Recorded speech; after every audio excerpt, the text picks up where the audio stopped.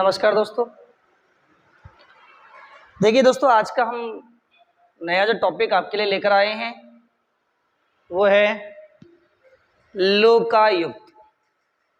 आज का जो टॉपिक पढ़ेंगे हम वो कौन सा होगा? लोकायुक्त। अच्छा देखिए, सबसे पहले आप सब लोगों का हमारे इस YouTube चैनल में राकेश कामत के नाम से जो YouTube चैनल चल रहा है, इसमें आप सब लोगों का हार्दिक स्वागत है, अभिनंदन है।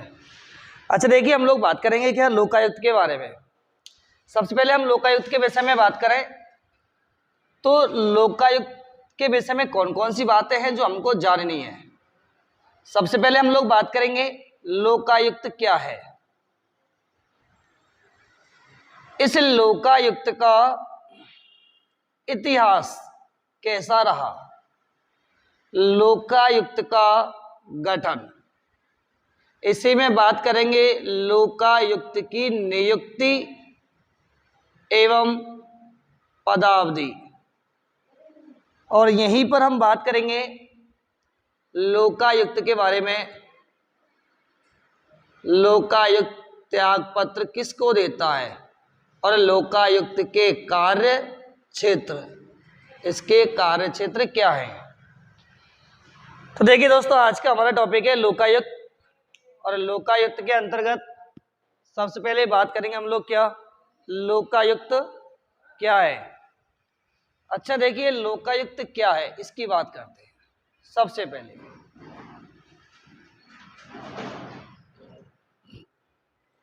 लोकायुक्त क्या है, तो देखिए जो लोकायुक्त है यह एक सांविधिक संस्था है। लोकायुक्त क्या है? एक सांविधिक संस्था है। मतलब एक होता है संवैधानिक, एक होता है सांविधिक। संवैधानिक का मतलब संविधान में उल्लेखित है, किसी न किसी आर्टिकल में होगी। यह जो पद है, ये जो संस्था है, ये सांविधिक है। सांविधिक का मतलब होता है कानूनी है। ये जो संस्था है भ्रष्टाचार निरोधक संस्था है, यानी भ्रष्टाचार को दूर करने वाली संस्था है क्या? लोकायुक्त। देखिए अब बात करेंगे हम लोग क्या लोकायुक्त का इतिहास। लोकायुक्त के इतिहास के बारे में बात करें तो विश्व में सबसे पहले यह संस्था कहाँ मिलती है? स्वीडन में आई। सबसे पहले ये संस्था कहाँ पे आई है? स्वीडन में। स्वीडन देश में यह संस्था कब आई? 1809 में आई। किस नाम से इसका यह जो पद था, ये किस नाम से था? तो स्वीडन के अंतर्गत यह पद जो था वो किस नाम में था?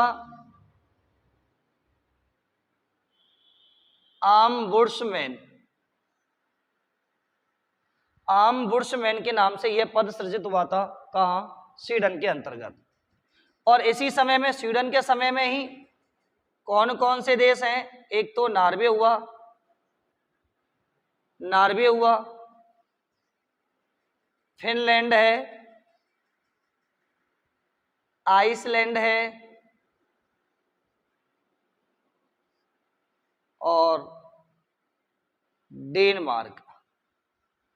इन देशों में भी स्वीडन की तरह ही यह संस्था पद या यह पद क्या हुआ?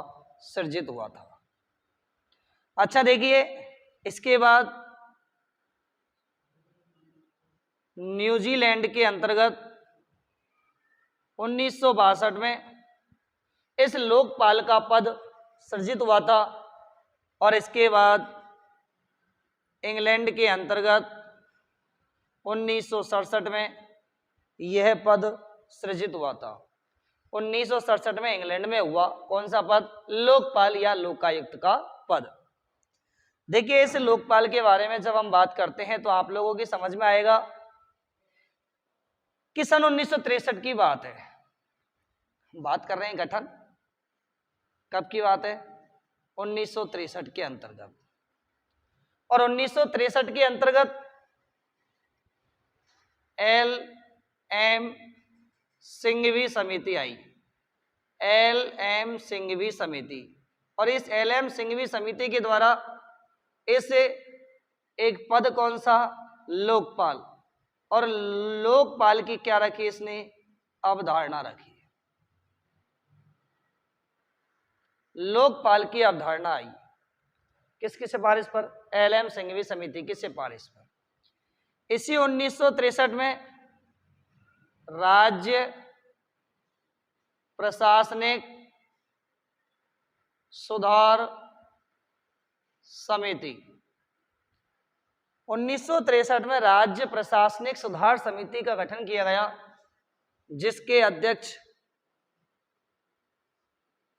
H.C. माथुर को बनाया गया। और H.C. माथुर ने इस लोकपाल पद की क्या की? सिफारिश की। इसके बाद 1966 में मोरारजी देसाई ने भी इस लोकपाल की क्या की? सिफारिश की। लोकपाल का पद सृजित होना चाहिए, ये बात किसने रख दी? मोरारजी देसाई ने भी रखी 1966 में।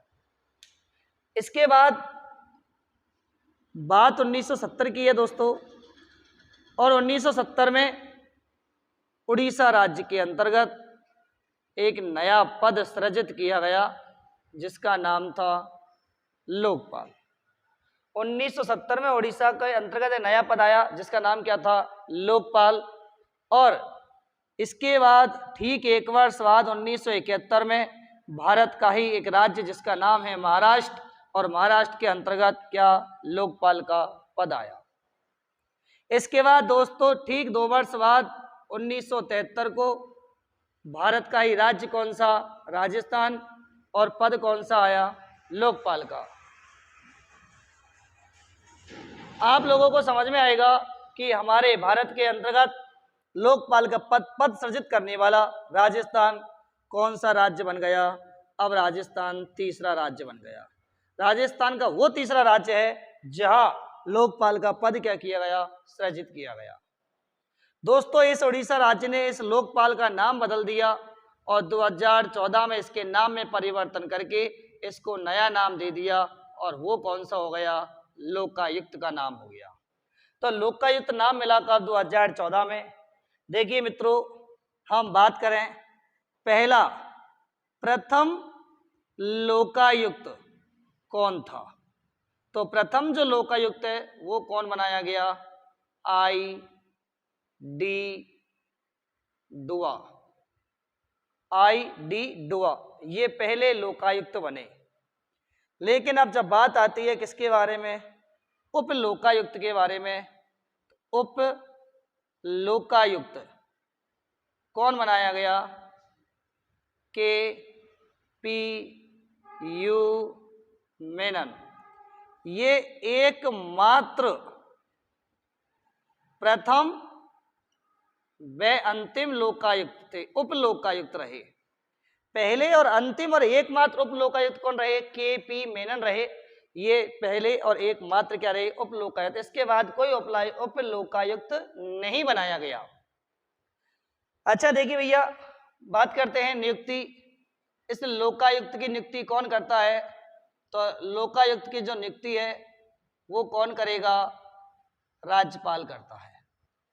जिस राज्य में लोकायुक्त का पद सृजित किया जाएगा उस राज्य के अंतर्गत इस लोकायुक्त की नियुक्ति राज्यपाल के द्वारा की जाएगी। पदावधि की बात करते हैं तो लोकायुक्त का कार्यकाल 5 वर्ष है, या कह सकते हैं या 65 वर्ष, जो भी पहले हो। लेकिन आपके समझ में आना चाहिए जो पदावधि में हम बात करते हैं तो दोस्तों 1973 का एक्ट आया, और 1973 के एक्ट के तहत इस जो पदावधि की बात करते हैं तो इसमें इसका कार्यकाल कितना कर दिया? 8 वर्ष कर दिया। लोकायुक्त का कार्यकाल 8 वर्ष किया गया, लेकिन ये जो लोकायुक्त का कार्यकाल 8 वर्ष किया गया, लेकिन इसके बाद फिर पुनः इसे बदलकर 5 वर्ष और 65 वर्ष कर दिया गया बाद में। तो अब आपको समझ में आना चाहिए वर्तमान समय में लोकायुक्त की जो पदावधि है वो क्या रहेगी? 5 वर्ष या 65 वर्ष। अच्छा देखिए, इसे यह लोकायुक्त किसको त्यागपत्र देता है? तो लोकायुक्त त्यागपत्र किसको देगा? यह राज्यपाल को क्या देता है? त्यागपत्र देता है। कौन? लोकायुक्त। देखिए दोस्तों, लोकायुक्त यदि पद पे रहते हुए गलत पाया जाता है, इसे हटाया भी जा सकता है। और लोकायुक्त को हटाने की विधि या लोकायुक्त को पद से हटाने की प्रक्रिया क्या है? तो आपके समझ में आना चाहिए, हाई कोर्ट का जो चीफ जस्टिस होगा वो इसकी क्या करेगा? जांच करेगा, और यह अपनी जांच रिपोर्ट किसको सौंप देगा? राज्यपाल को सौंप देगा, और इसको फिर क्या किया जा सकता है? पद से हटाया जा सकता है। देखिए दोस्तों, 12वां जो लोकायुक्त है, 12वां लोकायुक्त कौन है? सज्जन सिंह है। 12वां लोकायुक्त कौन बनाया गया? सज्जन सिंह को 12वां लोकायुक्त बनाया गया। अब देखिए, हम बात करें इस लोकायुक्त के कार्य के बारे में, तो लोकायुक्त का कार्य क्या होता है? यह लोकायुक्त विधायिका से कोई संबंध नहीं रखता। यह न्यायपालिका पर भी क्या नहीं कर सकता? कोई कार्रवाई नहीं कर सकता। तो यह कार्रवाई किस पर करेगा? यह कार्रवाई कार्यपालिका पर करेगा। हम आपको समझ में आना चाहिए, एक सीएम का पद जो होता है, सीएम पर लोकायुक्त कोई कार्य नहीं करता, कोई कार्रवाई नहीं करता। जबकि हम बात करें तो जिला प्रमुख, उप जिला प्रमुख, यस प्रधान, उप प्रधान, सभापति, उप सभापति, मेयर, या कह सकते हैं उप महापौर, इन सबके खिलाफ क्या कर सकता है? इन सबके खिलाफ लोकायुक्त के द्वारा लोकायुक्त में इसकी शिकायत दर्ज की जा सकती है। इन सब पर लोकायुक्त कार्रवाई करने का अधिकारी होता है। तो दोस्तों, हमने छोटा सा टॉपिक लिया आज लोकायुक्त के बारे में, आपको समझाया है। हमें उम्मीद है कि आपको बहुत अच्छे से समझ में आ गया होगा। दोस्तों, इसी प्रकार के अच्छे अच्छे टॉपिक आप लोगों को पढ़ने को मिलेंगे, और अगर आप हमारी पढ़ाई से अगर इससे संतुष्ट हैं तो आप इस टॉपिक को पढ़ने के बाद में इसे हमारे चैनल को सब्सक्राइब करें, लाइक करें और बेल आइकन का बटन दबाएं। दोस्तों, हमारी वीडियो देखने के लिए आपको बहुत बहुत धन्यवाद। नमस्कार।